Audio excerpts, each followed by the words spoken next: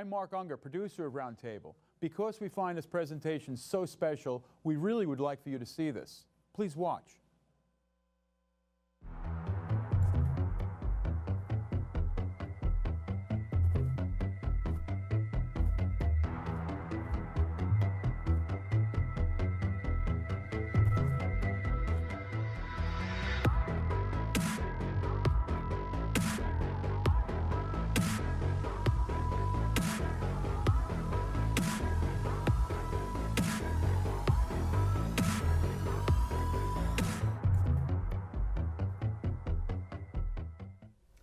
Good evening, and welcome to a single shot roundtable at Manhattan Neighborhood Network. The theme of our tonight's show is success. We talked a lot about photography in terms of its technical side, in terms of its artistic side, and it's time to discuss how to actually get your works and make them known to the world. And in order to discuss that, we invited Kimberly Barbosa, the Raw Artist Experience Director, and one of the Raw artists, Anthony Gusevich, a brilliant photographer. So Raw Artists is a venue that provides artists throughout America for some time with a pretty unique platform of displaying their art. They're not specifically working with photography, they're working with quite a few medias and quite a few areas of art, but we're kind of selfish here, so we will try to focus on what Raw does with photography. Hello, folks, and thank you for joining me here. Hello. And as I understand, Kimberly, you flew to New York to participate in this coming show of Raw? Yeah, so I'm in charge of directing 4 different cities. I direct New York City, Cleveland, Minneapolis, and Memphis. There's 12 other directors that do the same thing as me, and we pretty much direct shows in 60 cities in the country. But yeah, here this time around for Raw NYC. Yeah, so let me tell you how I understand what Raw showcases are and how they work, and you will correct me if I've misunderstood something. So my understanding is that Raw showcases providing 2 unique things. One of them is the way art of participating art makers is displayed. It's a homogeneous, pretty complex show that allows people to have basically every sense they have entertained in one way or another. It includes visual art, it includes music, I believe even fashion, if I remember correctly, right? And this is an interesting concept and interesting approach, which is very much in sync with what's going on with information processing we experience in this world. And the second thing that I find really interesting about your showcases is the way they actually fund it. It employs, in a way, a concept similar to crowdfunding and allows artists, instead of bringing funds in order to participate in the show, bring their friends and bring the crowd to the show. Am I understanding it correctly? Or Yeah. Yeah, so can you tell me a little bit more about the way Raw shows are organized? Yeah, so we have a team about 50 of us here in the U.S., and we only take care of U.S. cities. So we have our curators. They are, well, there's like 2 ways you could be a part of the show. You can be scouted, or you could submit naturally on our website, creating a profile on rawartist.org. And then if a curator reaches out to you online, like they look for, that's why it's so important to hashtag your stuff and location tag, because that's how we're finding our talent. And so they're finding the best of the best in the cities that we're putting shows in, and then our booking team is reaching out to the interested parties, explaining to them what the show is about.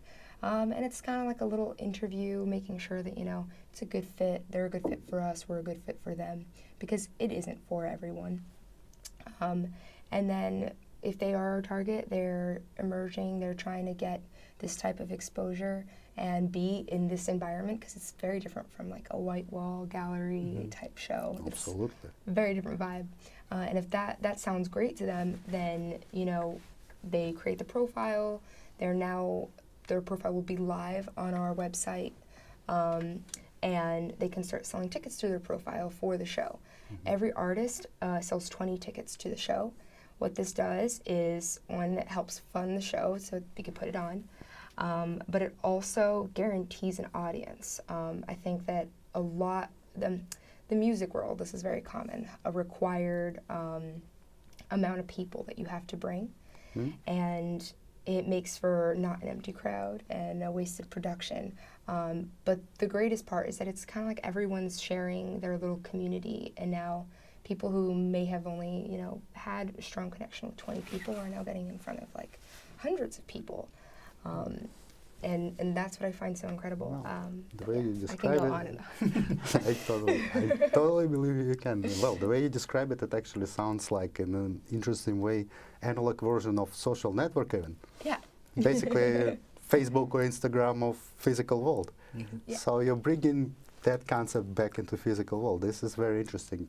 As I said before, what strikes me the most interesting, unusual, and original about the raw concept is that experience is pretty much in sync with modern perception of the world.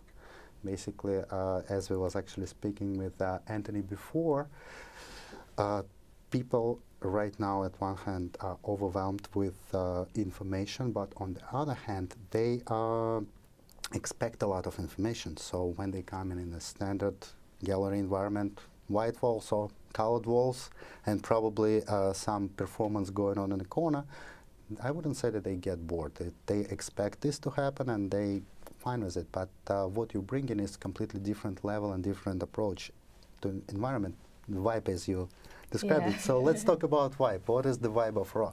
I know you gotta be there in order to see it, and we'll try to actually bring this to our viewers as well. But if you need to describe the vibe of raw, what it would be? It's it's crowded in a good way. Like, if you don't like that, don't come to the Raw show. But people are getting in front of a lot of audience members. It's generally a flowing crowd between people who are, mingling with the visual artists, photographers, accessory vendors, buying work, and then there's the people who, like they crowd around the stage. Generally, that's flowing a lot because people don't tend to, watch 10 performances straight. So we usually start off the night with music, and then we have the performance art block in the middle, and we always cap the night. The grand finale is the fashion show, which is always really exciting. And so, yeah, that's kind of like, and how could I forget? Then there's also the hair and makeup artists.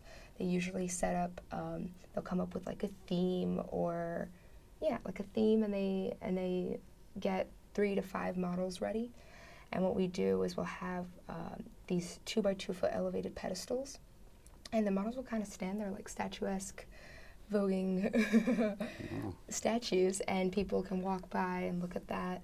And it's pretty much everyone connecting, business cards going around, people are having drinks, people are having a good time, high energy.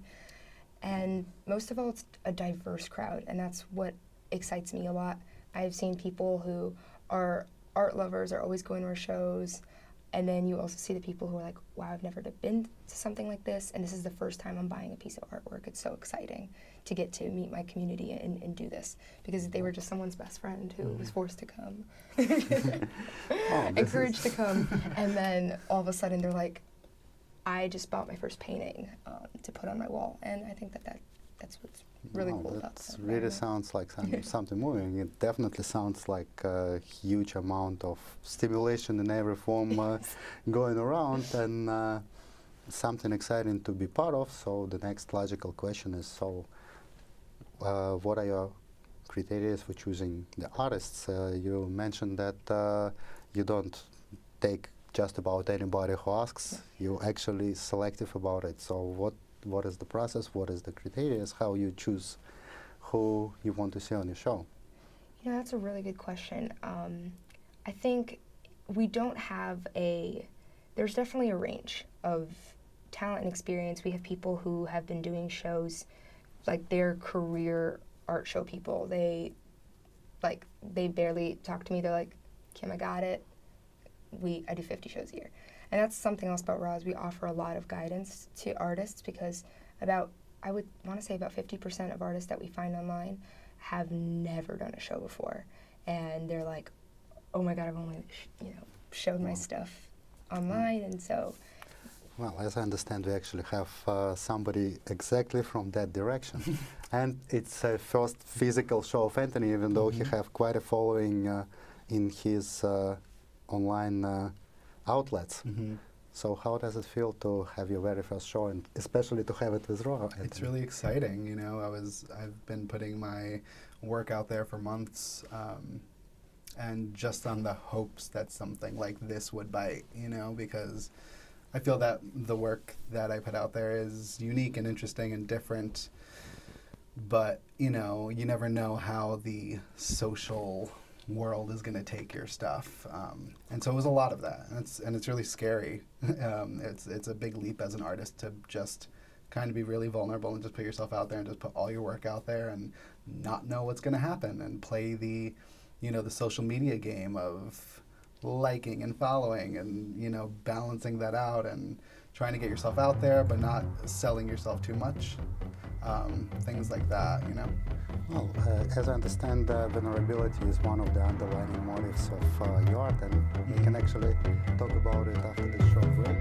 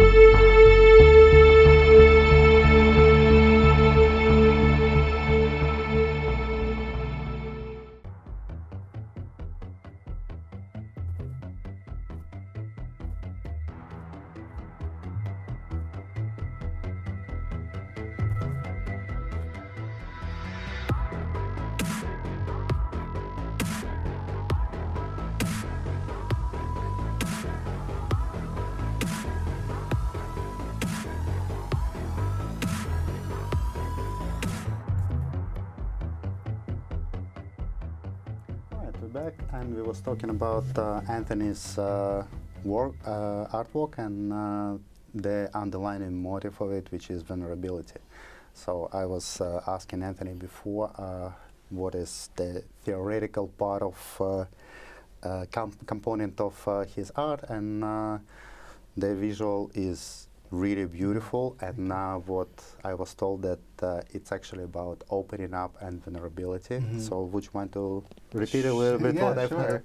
Yeah, I came from a theater background where I was an actor and then a director, so I kind of come from this background where being fearless as an artist leads to success, and there's magic in fearlessness. And so I was always dabbling in photography, but then I realized I wanted to kind of capture that in photographs. And so I started, like I was telling you previously, with I started with pictures of the male form because I thought it was interesting that, the male stereotype is to, be tough, kind of be guarded, not to show that vulnerability, and I kind of wanted to completely deconstruct that, and I wanted to show vulnerability from the male form in my photography. And then that kind of elevated, and it elevated to a very extreme avant-garde kind of sense with, if you look at my Instagram and my website and my photography,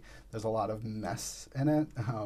A lot of these really cool visual components of either different kind of substances and different kind of textures on the body. And I just felt like that was a a heightened version of vulnerability, because there's nothing more vulnerable than literally giving yourself over to being covered in something.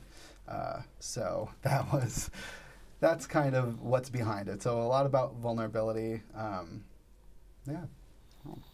So, as I understand, your theatrical background is, in a way, was what influenced you getting involved with role showcases, right? Oh yeah, absolutely. It definitely sounds like a vibe somebody from this background would appreciate. Yeah, And, as a director, I was constantly trying to, and I still, all my work I want to kind of wake people up with. I don't want to fall into a very stereotypical kind of setting with my work, or something that's just pretty or nice. You know, I want to kind of do something to my audience with my photography. Make a splash. Yes. Well, we Exactly. definitely found the right place from what I heard so Yeah, far. definitely. And as I understand, Anthony was actually one who was scouted. He wasn't one of the people who applied to RAW, but who was actually reached out by the show scouts.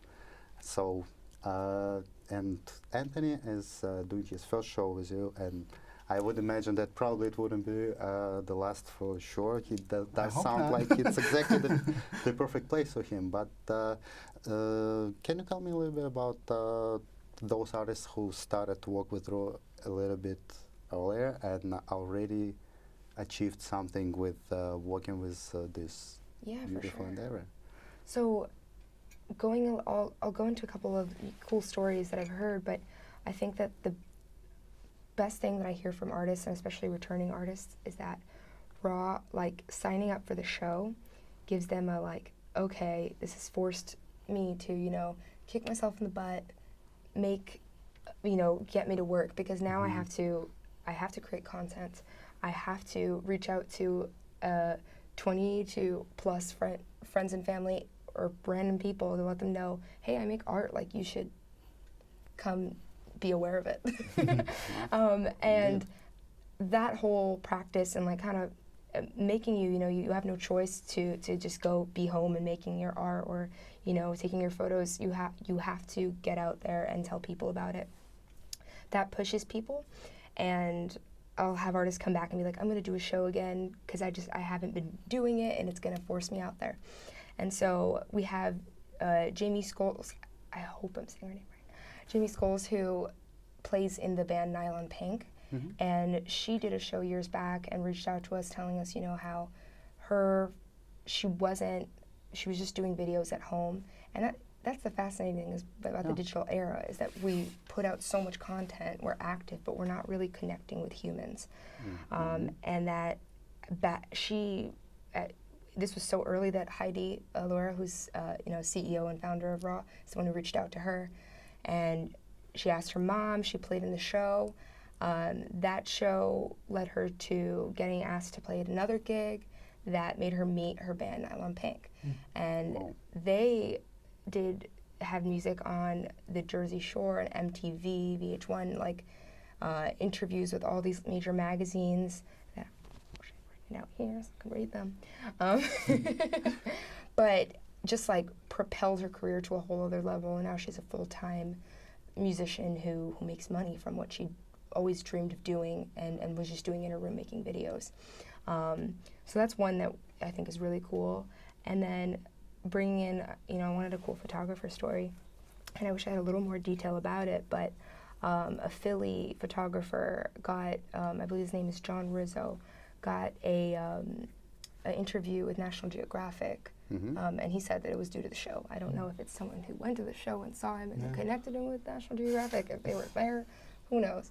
And that's the interesting thing. Like, we call a lot of VIP and industry professionals out to the show, and some of them will talk to you that night, some of them will reach out later, and that's why I always, you know, saying put your best foot forward, know your brand, be friendly to everyone.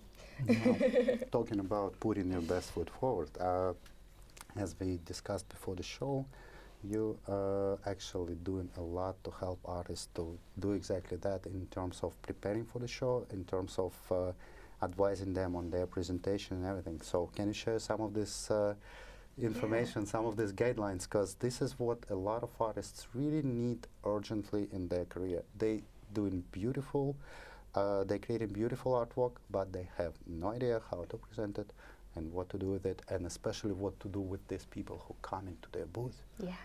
I've seen it so many times. The so slouched shoulders, the I'll wait till you come talk to me. so that's the biggest fox spot. Okay. It's fascinating how much I've learned over time with doing this. I mean, there's the very basic preparation we do. We do these virtual meeting conference calls where I go over in detail about what Raw does, what, just the basic, what time you have to be there, things like that. Mm-hmm. But then I go over things that might be really basic for people who've done shows before, but for those who've never, what kind of items do you need to bring? What kind of lighting do you need for your display? Forms of payment that you need to take, because since we don't take commission, we don't process those payments. So artists need to have those materials to take. I always say download every app you can. Mm-hmm. If someone's like, I have no cards, I have no cash, but I have PayPal account and I have my phone, then let that person pay you how they want to pay you, Mm-hmm. and make it presentable, make it easy. And so there's those basic things. And then, and it is hard because I feel like I refer a lot to visual art because visual artists and photographers make up a majority of our show in terms of number. But there's a lot, we go into detail with like every craft, right? But I guess let's stick to photographers. So there's that portion of it. And when we get closer to the show, I like to talk to people on the phone, and I also have a little slideshow about maximizing your experience and taking advantage of every interaction, because some people are confident and they can start conversations with everyone, but you see it at every show. There's that person who has a beautiful display and they're not making eye contact with anyone, they're looking down, or worse, they let their family crowd around their booth and they're not interacting with you.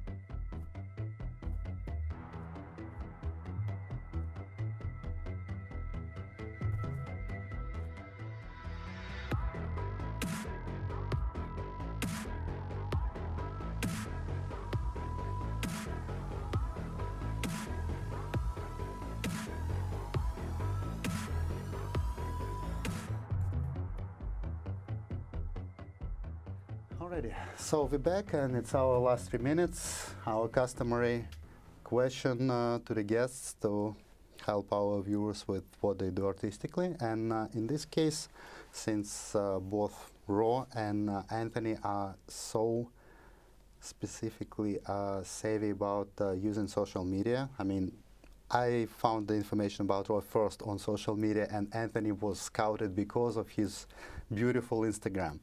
The question is how the artist who's trying to promote his work can use the social media for his advantage, and what's the most important thing he can do about it? I think it's a couple of things. Number one is really knowing what your brand is and being consistent. Instagram algorithms will help you if you're posting like every social media has a different system, but for Instagram, and I think that for photography, that's probably the ideal platform. Let's focus on that. I need it myself. You want to be posting at least once a day. You don't want to be posting more than like 3 times a day because people will be annoyed to see it that much. 1 to 3 times a day. Okay. 1 to 3 times a day. But and that's hard. That sounds like it's easy, but I mean, maybe for photographers. For me, that's hard. That's difficult. Hard for me. And hashtags, having a color story, interacting with people who are commenting. You know, it's not just about like, oh, follow me, follow me. It's creating that strong,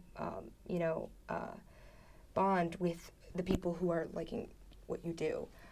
And I don't know how you have a beautiful Instagram color story flow. Yeah, I think it's a lot about the aesthetic of everything, and you know, like Kim said, I think it's a lot about when you're posting and consistently posting, and I mean, it's a game. It's a game and a show at the same time. You know, knowing how to play that game and knowing how to properly showcase your work. You know, it's tedious, and you know, I'll be there one day and be like, oh, I need to get something out, so I like jump on my computer, jump on Photoshop, throw one of the pictures that I want to put on there, shoot it onto Instagram, and then with each of my photos, I have a little caption and a little like quote that I'll write. And the caption game has to be strong. Yeah, and so that is spur of the moment. I never really plan anything. I'll kind of bring up my photo and let it speak for me, and then I'll kind of have my own like creative process about that. Actually, caption is very important part of understanding your works and any photographic work in general. Alright guys, so we're coming to the end of the show. Thank you so much. I really wishing both of you good luck. You with this beautiful project that, as I understand, already helped a lot of artists and will help many more in the future. I'm pretty positive about it. And for you with the very first show, let us know how it goes. Yes, I will. Thank you very much. And we will look at the progress of Raw, and hopefully we'll see some great things coming from you. Thank you guys. It was really a pleasure and a privilege.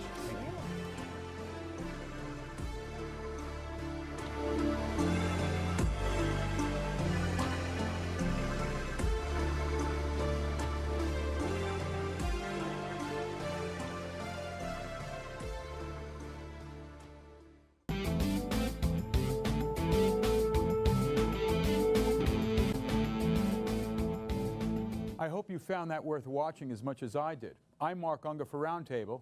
Thanks for watching.